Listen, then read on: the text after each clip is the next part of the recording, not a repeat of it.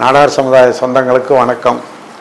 வருகின்ற 14ஆம் தேதி விருதுநகரில் பெருந்தலைவர் காமராஜருக்கு லட்ச தீபம் ஏற்றுகின்ற விழாவை மாலை 6:30 மணி அளவில் விருதுநகர் கேவிசி அளவில் துவக்க இருக்கின்றோம்.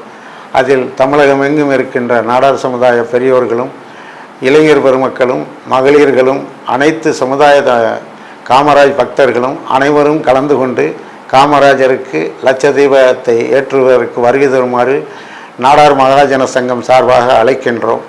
அதனுடைய நோக்கங்கள் மீண்டும் தமிழகத்தில் கல்விகளை எப்படி காமராஜர் இலவசமாக தந்தாரோ அதே வழியில் இலவசமாக மருத்துவத்தையும் தர வேண்டும் என்ற கோரிக்கையை வைத்து, அதோடு இல்லாமல் பெருந்தலைவர் காமராஜர் காந்தியத்தை ஏற்று பூரண மதுவிலக்கை தமிழகத்தில் கடைபிடித்து வந்தார். அதே கொள்கையை மீண்டும் காமராஜர் பிறந்து வர வேண்டும்.